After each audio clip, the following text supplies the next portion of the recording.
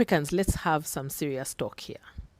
Yesterday at the Pan-African Pyramid Global Awards event that I was invited to, I listened to phenomenal speakers, professors and philosophers talking about Africa, just trying to light a fire under us, trying to remind us of our greatness, all the way from the melanin on our skins to the resources in our land, to the wisdom that we have. I mean, they were pushing young people. Why can't you wake up, rise up and be like the Japanese, the Chinese, the Americans, and take a hold of your piece of the pie in the world, regain your place and your power. And I was just sitting there thinking, I've heard this so many times. I've heard people talk about their land and how deals are being brokered for land, for petroleum, and they are somehow being left out of the eating of the pie. And everyone is saying, we need to wake up, we need to rise up, we need to, do whatever it is. And I'm like, what are we missing? What are we missing? It made sense. Last night, I had so many random dreams, but it was leading me to the answer. One of the speakers, Ayo Kimathi, said something. First of all, you need to go and Google him. In his opening speech, like his opening words for his speech were that he is sent by his ancestors. And that was it. I looked at this man. He's not only eye candy. But that statement made me think, especially after seeing later on who he was. I said, what gives a young man, the audacity to do what this man is doing?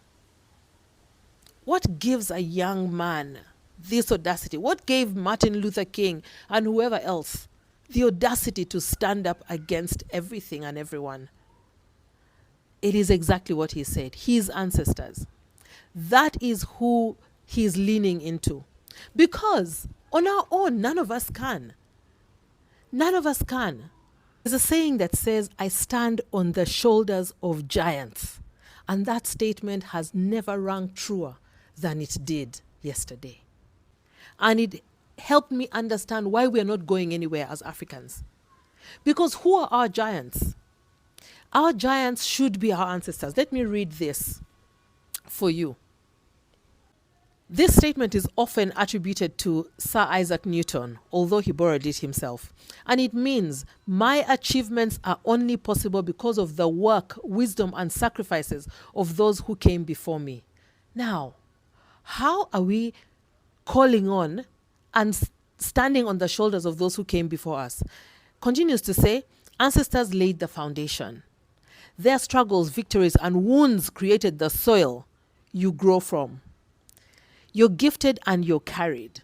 You don't walk alone. You rise higher because their essence, teachings, and energy hold you up. You don't do it by yourself.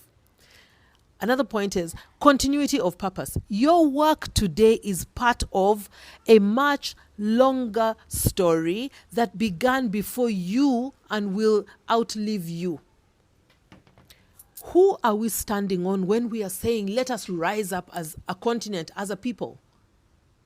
Are we standing on white deities? Are we standing on what religion has sold to us as not ours? Are we standing on a religion or a faith that requires us every day to remind ourselves that we are not worthy, but just say the word and I shall be healed and I shall be good enough? Every day I come to you in weakness. I am not able. But if you just speak, if you just look my way, glance my way, then maybe I can live through today. How is that a people that are trying to rise up and go forward? You're standing on the shoulders of a faith that does not see you as greatness. That is why we are begging constantly. What did the white man take away from us? They didn't take our resources. Those are in our grounds. They didn't take away our skin. They didn't take away our identity. They took away our foundation, which is our spirituality.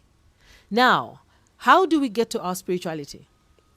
It is through those who lived before us. It is through those who lived before us. The thing is that, as far as I'm concerned, since we met you people 500 years ago, Look at us. We've given everything. You are still taking. It's true.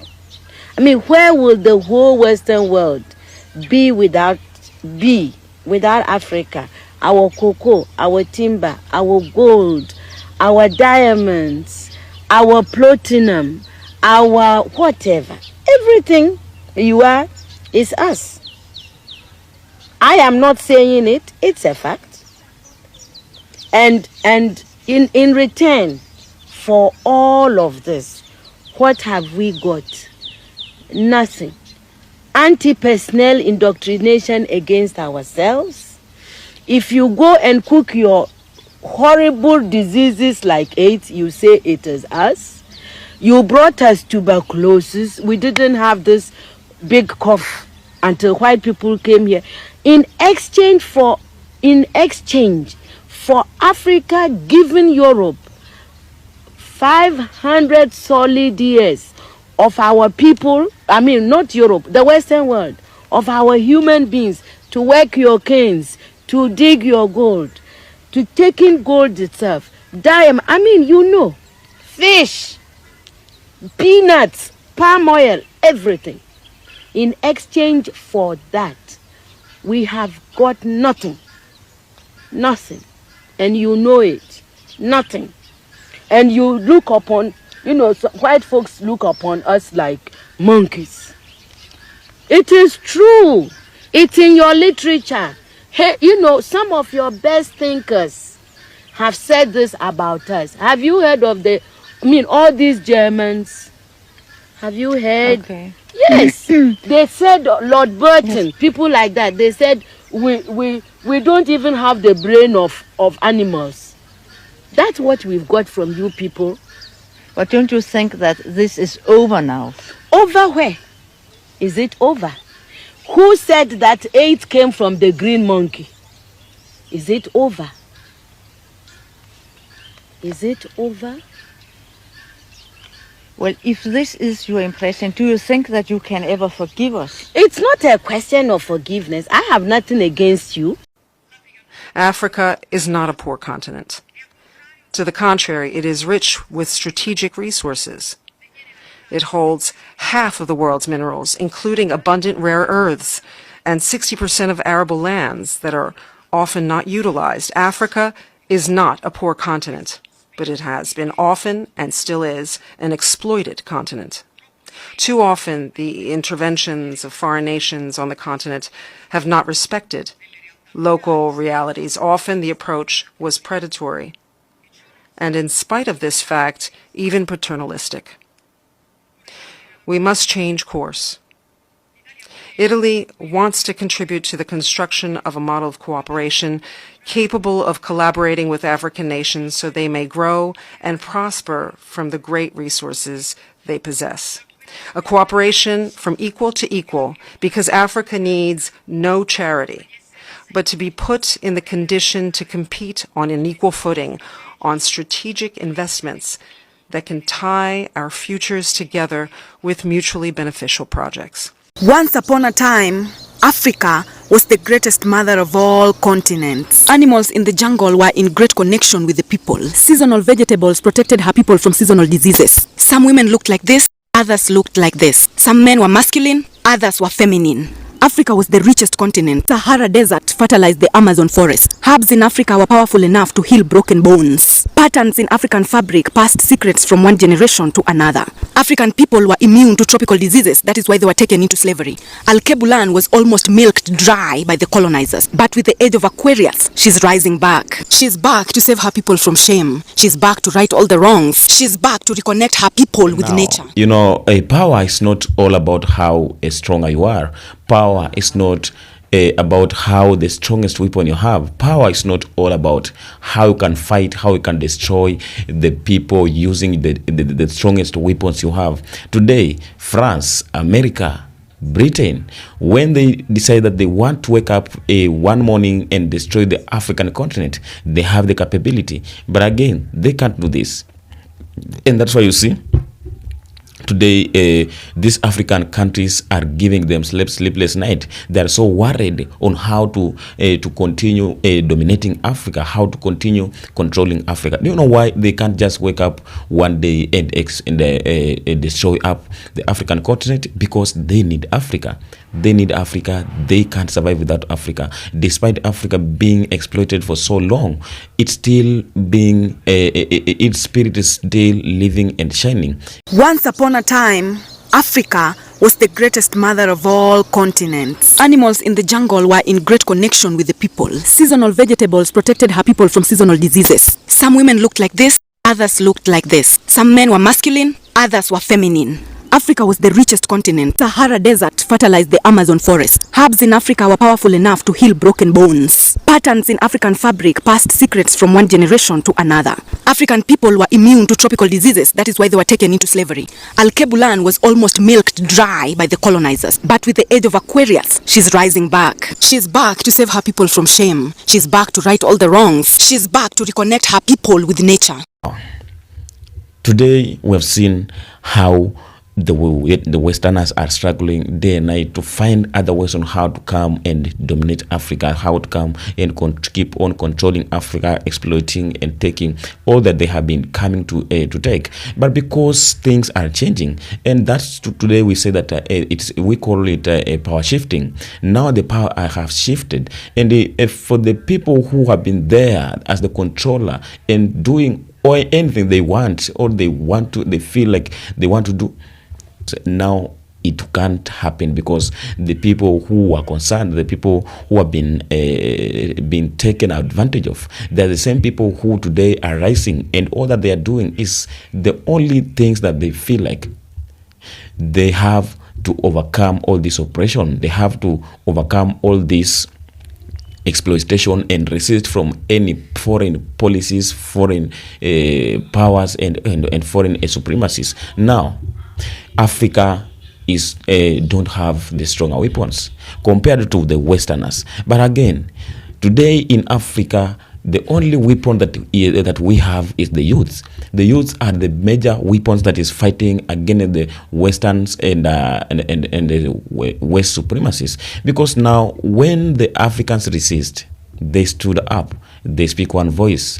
They said that enough is enough, and no more time for the people who have been coming here to oppress us. No more time for the people who have been coming to loot everything that we have. Then automatically, the people who are stronger and have every reason to come and do whatever they want, they lose that focus, they lose that power, because the people whom they have used to manipulate and come take advantage and do whatever they want, the people are awake and they are not ready to associate with anybody who is not here to speak anything that is of help. The thing is that, as far as I'm concerned, since we met you people 500 years ago, look at us. We've given everything. You are still taking. It's true. I mean, where would the whole Western world be without Africa? Our cocoa, our timber, our gold. Now, by 2050, we always say that the great Africa will be here. We say by 2050, again, we will have the new world black power. At the 2050, many people will be running on and come to be in African continent. Why? Because power is already shifting from the Westerners, from the white supremacists to the black power. Power today is belonging to the youth who are fighting for the African continent, for the future of the African continent, for the entire generation of Africa. Whenever they come, they find the better Africa that their lineage has fought for and has saved from the hands of the oppressors. Now, today, everything that's happening is like a dream. But again, this is not a dream, but this connects to the history, this connects to the prophecy, this connects to the spiritual way. Because during the time of slavery, when I remember the time of slavery in Ghana, where we have the gate of no return, This gate of return had the great meaning. And the slaves, the colonizers, before they take all those slaves from the ships and ship them to their countries, they build all these castles, all these gates of no return, and all this, the last bath. They created all this with a meaning, because before they carry out these actions, they were to make sure that whenever this happens, they will know a day the black people who are being taken as slaves will have that mind of going back to Africa. They will not have that idea of relocating back or coming back from the slavery and go back to where they came from. That's why they during those days, they make sure that they put confusion, and they install lies. They install a lot of accusation over black or over African continent, to make sure that the people who are not in Africa will not be able to reconnect with the Africans. The people who will be taken out of this continent will not have the right to go, or the mind to go back to the history and try to find out what that happened during the time of slavery, and maybe having an idea of how they can go back to Africa and do all that is needed for them to do.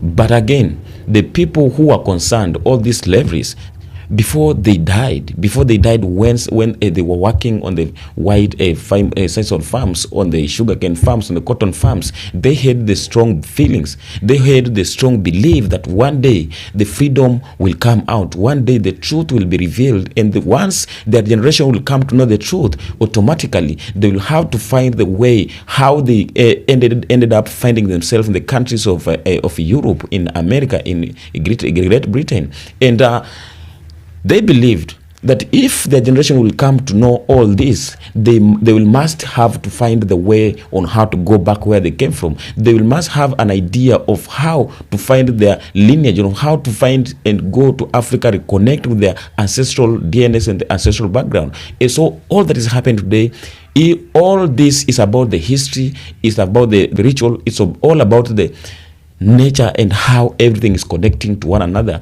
We have seen many people who are relocating to Africa, and all that they are doing is to find on how they can relocate to their original backgrounds or original homelands, ancestral homelands. And a lot of them have already find out their original DNA. So that's why you're not seeing any black Americans relocating to Africa just going randomly to any country, but they're coming with a process, trying to trace their own DNS. And most of them who have already landed in Africa, they are living a life where they have peace in mind, because all that is in their mind is that they know that already they have achieved the dreams of their forefathers, that they know at least they have achieved the agenda of their ancestors, because their main agenda was that one day the freedom will come out. One day the people from their generation, from their lineage, will come to know the truth, and this truth will set them free, whereby they will be able to go back to where they belong. All these people have been oppressed for so long in the country of America, in the country of Europe, Britain. But again, this has helped them a lot, because through this suffering, through this oppression, that's when they get an idea. That's how they find the time to think on how to know who they are. That's when they started to think of how they can know their original DNAs and original backgrounds. So if the countries from wherever they have been living was just to welcome them, treat them good, and have give them everything they demand, then maybe they will have not been able to start thinking about how to go back to Africa or who they are, because it is said that the best thing for a man is to know his DNA, his background. For any man to be or to live peacefully, you must have a land which is of your ancestors, connected with your bloodline, connected with your DNA. And this is what today is happening. So whatever is happening today, we say And always we say that this is not accidentally, but this is a prophecy that was prophesied by our ancestors, and they believed strongly that their death will not be in vain. Their freedom and all that they were fighting for will not go in vain. But again, but one time, in one day, the truth will come out. The truth that has been buried many years, centuries over centuries. It is the time now. It's coming out, and it is coming and hitting the great empires badly and mostly. Now, why do I say that power is not about fighting? It's not about how the strongest you are, how the strongest weapon you have, but it's how you control things, how you deal and solve your issues, how you handle the things that surrounds you. The black people have been there for so long, passing through hardship, being oppressed, being humiliated. But again, they never ended up. They never gave up. They never quitted. They keep on fighting. They keep on soldiering, because they know that when they sit down and maybe keep relaxing or quitting from this race, then they will just end up being destroyed. And the aim and the agenda of the white man was just to destroy the people of melanin, because they believe, even if they are doing all these things, but they believe that the black is they believe that behind black is power, and behind black is truth. That's why they always do all this, but they know the truth. That's why they've been fighting always, day and night, to make sure that they destroy the people of melanin. But again, melanin was very strong. That's why all over these years, they have been trying to do the same thing, destroying the black people. But again, instead of being destroyed, instead of them being falling, they're still rising each and every day. They're still getting power each and every day, and they're still conquering. That's why you see today the people who have been oppressing them are the ones who are coming to ask for help, because things have worsened and they're not able to solve their issues. That's why they need the strongest people to come and solve their problems. And the strong people are no other than the black people. So we are here to celebrate achievements as they come out each and every day to ask for help, ask for forgiveness and everything. The black people are just there enjoying and feeling how the strongest and how the better they are. And now here we are to celebrate each and every achievement that's being made. This is our time. This was the awaited time, and now the wonders are happening. The wonders are happening, which most of us never believed that it will come to happen at this moment of time. So I'll not take much for time. Just let me know how the comment section. If you do believe in blackness, if you do believe that black is power, and all that is happening today is not accidentally, but all that is happening is connected, is about the history, is about the spiritually, it's about the prophecy that was put there by the freedom fighters and our ancestors, who truly and strongly believed that one day the truth will come out, and the day is today. That's why the black is winning the battle that they are not fighting. Thank you, and be blessed watching from. Let's meet on the next episode, on the next and again on this comment section, and discuss and share our ideas. Until next time, and be blessed watching from.